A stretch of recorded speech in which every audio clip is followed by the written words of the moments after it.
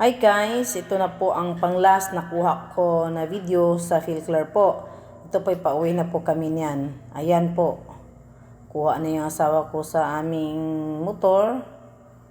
Tapos ayan si Inday Bisaya sumilit. Ayan po, pasilip-silip lang si Inday Bisaya guys. Ganun lang talaga yung estilo ni Inday Bisaya guys. Pasilip-silip.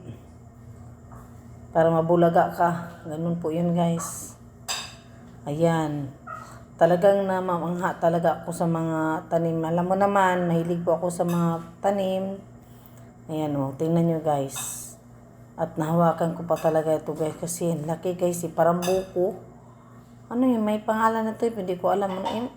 Ayan guys, o ayan, malaki guys, iba guys. O ayan, yung mga ako guys.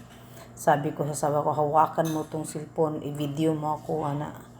O diba? Ayan guys, ayan na si Inday Bisaya. Ayan po, pauwi na kami niyan. Tingnan mo yung si Inday Bisaya guys. Enjoy na yan si Inday Bisaya guys. Kabulol-bulol na naman guys. Ganyan talaga guys, mabulol talaga yan si Inday Bisaya guys. Ganun guys, ayan. Diba guys, pauwi na kami. Ayan na. Ayan guys. O diba guys, tingnan mo. O diba?